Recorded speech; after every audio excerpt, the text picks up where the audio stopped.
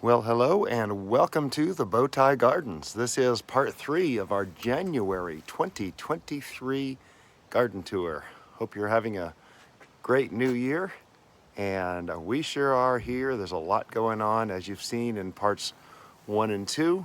Stuff is growing in the garden, and here in the Florida Panhandle, it's never time to stop gardening. It's a wonderful time. So we are seeing some things in the raised beds, which is what this tour is about. We have 3 large raised beds that we plant all kinds of stuff in. We've been doing some changes this year. If you saw part 2, you know we got rid of the large tree, which is why I still have sun on my face here in the middle of the afternoon. Before, it wasn't like that. I would have already been behind the leaves for a few hours, and the couple of hours this area got sun would have been long over. So we're very excited to see what's going to happen.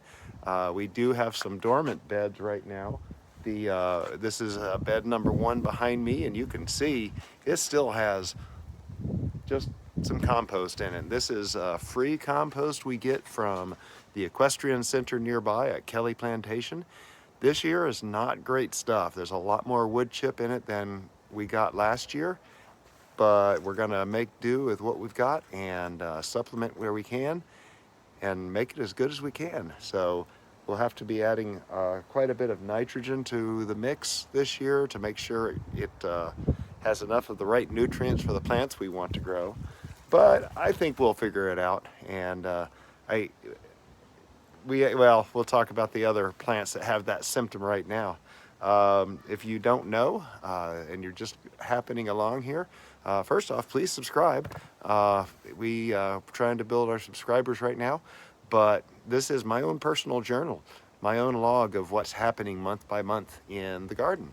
And I publish videos on how to do things in the garden, and really, I'm a relatively new gardener. This is my 4th successful year of gardening. And I can say it's successful because we have tons and tons of garlic growing. So I've had some success, but I am getting over a little bit of congestion. Today is the first day I feel fantastic, so it's exciting. And anyway, so yeah, this is my personal journal. You'll notice there's a lot of indexing down in the description. That's what creates the chapters in the videos. And you can use those chapters to skip around, go to a particular part of the video if you want to, and find anything you might be interested in. I use these frequently. I use these videos a lot to find out what was happening, 6 months ago or whatever.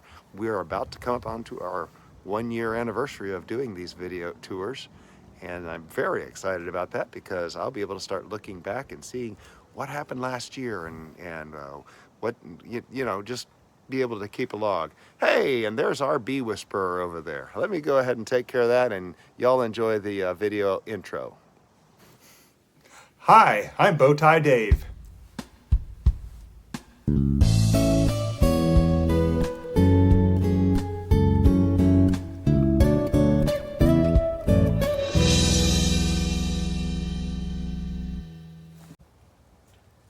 So the bees got a healthy bill of health, and I did notice earlier that the bees that are coming back into the hive, some of them actually have yellow on their back legs, which is pollen, which means they're finding flowers somewhere.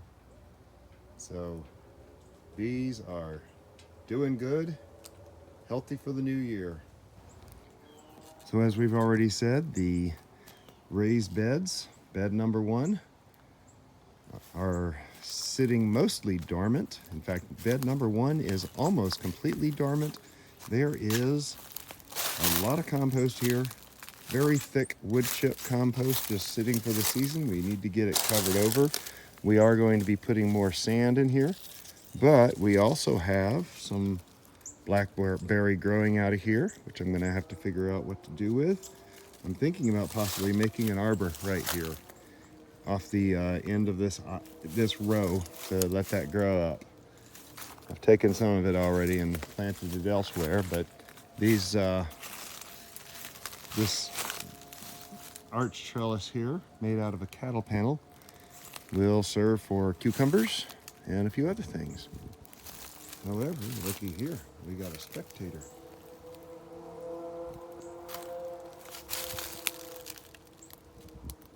Really dark lizard right there. Some of them are dark, some of them are lighter. They come in all colors, or shades, I should say. So here at the end of bed number 1, and before we get to bed number 2, there's a lot of green over there. Want to address this peach tree finally. I don't know what kind of peach it is, but that one shoot is probably about 15 feet tall, and it needs to get cut back.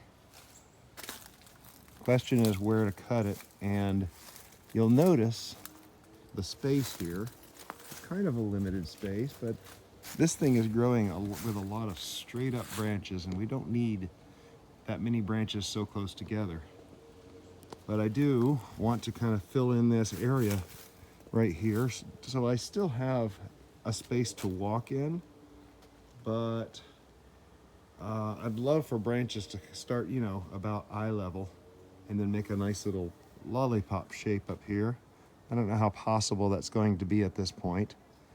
The other problem with this peach tree is there is some bark damage, but it looks like it may be healing. I'm not sure. It's got some stress down this side, and I'm not sure what did that.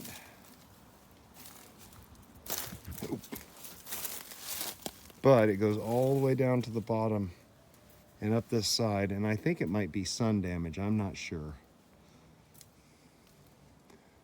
But let's do a couple of pieces of trimming here. I can tell you straight up, this tall thing right here is going to get trimmed right above this branch at an angle. Whoop, tripping on grow bags. It's going to get cut at an angle right here to get rid of that tall thing.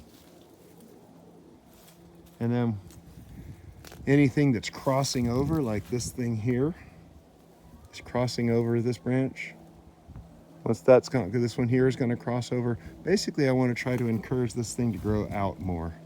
So all that crossing over and growing straight up is making it thick in the middle. I'm going to have to remove, though it's not very much. It really isn't very much.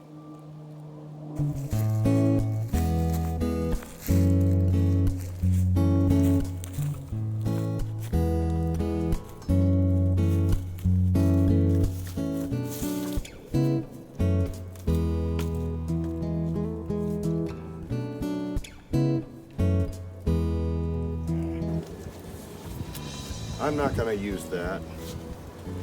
That is bad cutters for this.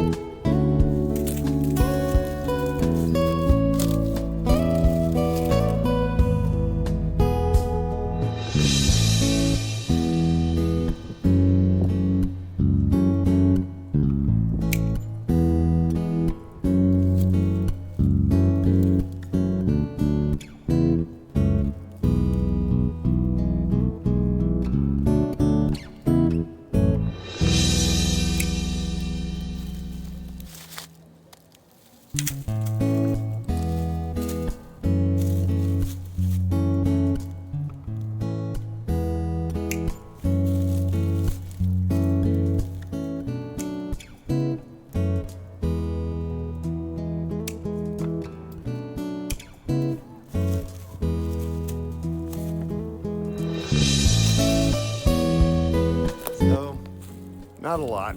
That's about it. I may do more, I'm not sure.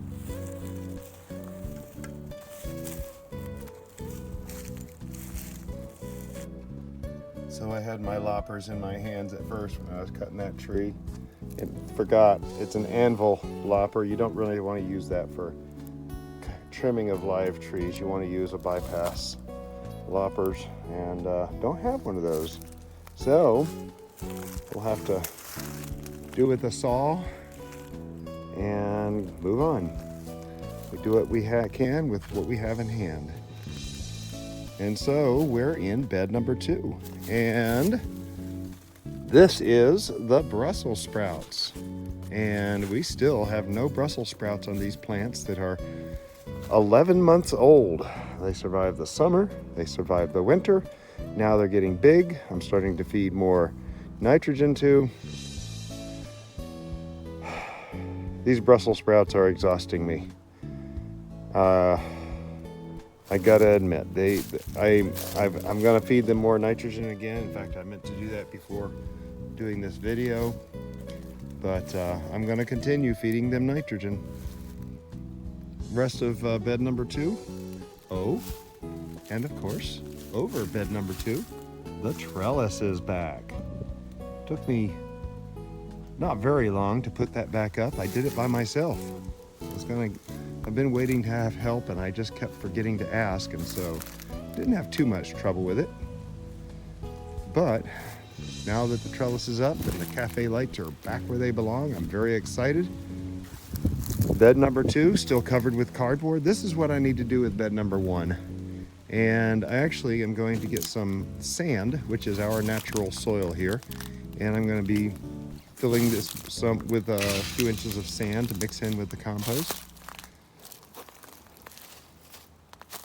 Helps with drainage. It's also our native soil.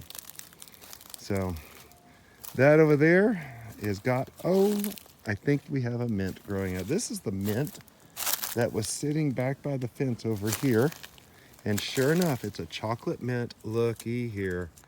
It looked like a dead bag. There's some here, and there's also some over here. Oh, that's so wonderful to see. I need to get them back on water so they can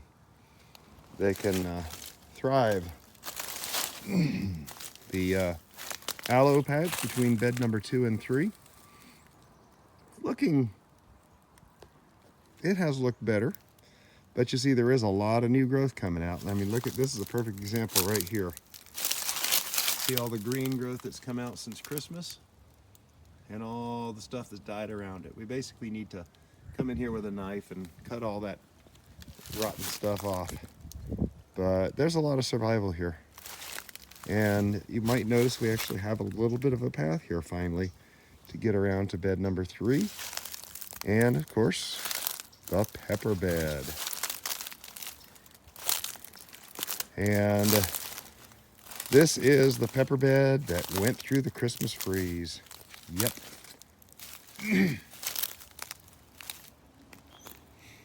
And very happy with what has survived. There's a few things that hasn't survived though. Like right here we have a Scotch bonnet, which the Scotch bonnets did not survive. So this does not surprise me.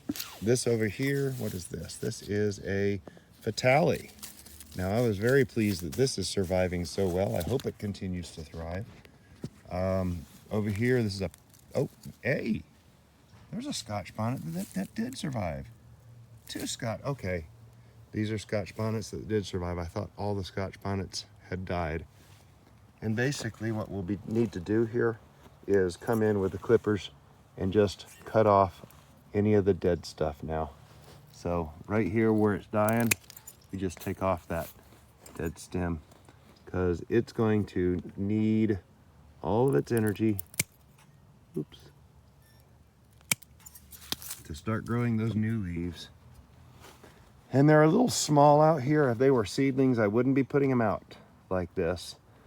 I kind of wish I had some good cloches to put over them to protect them from whatever. This one over here, what is this? This is a peri-peri. It actually had growth on it, but it doesn't now. And it actually looks like it's been dug out. So I don't know if something got in here and ate the green off of it. I hope it burned its mouth. Probably didn't. This is a jalapeno over here. A lot of dead stem on that, but all the ones that have these dead stems on, all of these need to get dressed up. And basically we just come down to the bottom of the dead, lop it off. Peri Peri survived. There's 2 Scotch bonnets that did not. The Golden Cross looks like they survived barely. There's jalapeno in there. There's more Peri Peri. The shishito look like at least one of them are going to survive. More jalapenos. It's actually going to be pretty good. So this is the weekend though that I get to take inventory and figure out what we need to grow for the new season, because today is about 6 weeks away from our average last frost date, which they say 6 to 8 weeks for your peppers. And that's how long you want them to grow indoors. So we will be looking at that and figuring out what we need to add to the pepper bed. But there's a lot of, I mean, look at this one over here. I got to show you this one just shooting out. And I believe that's a shishito right there. Let me just confirm that. Excuse my camera work. Nope, I'm sorry. That is a Peri Peri. The shishito is over here. Well, I'm happy about the Peri Peri too. But that's a shishito there that looks completely dead, and this is a shishito. So we're gonna need a replacement shishito out here. Definitely several Scotch bonnet. These giant, oh wait, this one, oh that's golden crest, yeah. These Chinese giant bell peppers, every single one of them. This one here, that one there, and that big one over there in the end. I don't think any of those are going to survive, so we need to plant more of those. Orange bell, that dead one right over there, definitely not coming back. So this is the time to take inventory, and fortunately right now I'm going to have a really good idea. Now I'll admit I have plastic on here, and we just had 3 mornings of upper 30-degree weather, and I did not cover it because I didn't really think it was going to be necessary, and I don't think that it would have been necessary. The ones that we lost after Christmas, I'm feeling pretty certain that they were probably a lost cause. They were struggling. Nothing wasn't struggling. I mean, it was all struggling after that Christmas freeze. So coming down in bed 3, next we have the garlic. And the garlic looks amazing. And I think we have 100% germination in this bed. I was looking at the elephant garlic here. 1, 2, 3, 4. 1, 2, 3, 4. And look there, there's the 5th. And that's the last one that I was waiting for. All the other rows, if you watched that planting out the garlic video, I counted out how many of everything we had, and everything counts out as complete germination, which is really cool. Now I see something has been trailing through here, and I need to make sure that this stays nice and evenly covered, but something made a trail right through there. Digging a little bit. Looks like that garlic right there has gotten a little disturbed.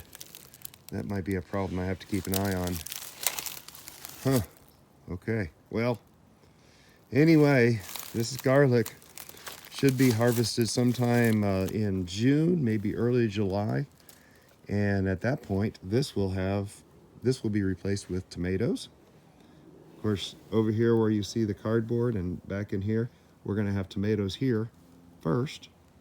This will be the first place we plant tomatoes. We're going to hopefully have some tomatoes planted out front in the tier gardens. A lot of all that stuff growing over there, that's Goji Berry.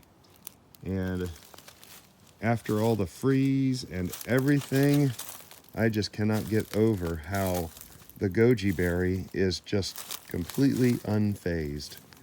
This thing is thick, leafy, new growth everywhere. And look, it even has, underneath where it was protected, even has some buds, which is pretty cool. I just can't get over that. The yarrow up here survived the cold. I really have to figure out where I want these. There's 4 plants here. These are perennial. They will come back year after year. I think I'm gonna put at least 1 or 2 out front.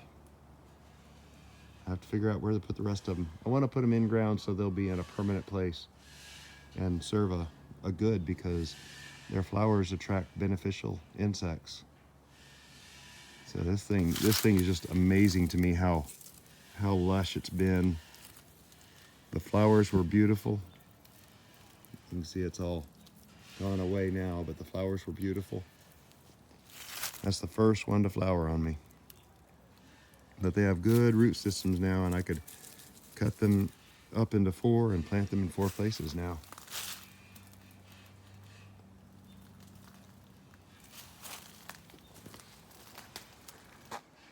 So, was that a short video? It felt short. There wasn't really a lot to show in the raised garden beds. I'm very excited about the garlic, the peppers. I'd love to see something on the Brussels sprouts. Don't know if that's going to happen. I'm very excited to have our trellis back in place. That's huge. We are still a little disheveled. We got this arch trellis that's actually goes right behind the camera here from bed 1 to bed 2. And it'll have beans on one end and not really sure what on this end. I think it's going to be Kajari melons. I think last year I had the Kajari melons growing way over there. I think I want to put the Kajari up here closer to the house so I can keep a better eye on them, closer to the entrance. But like you remember last year, if some of you might know, we had a little bit of rat trouble with our melons.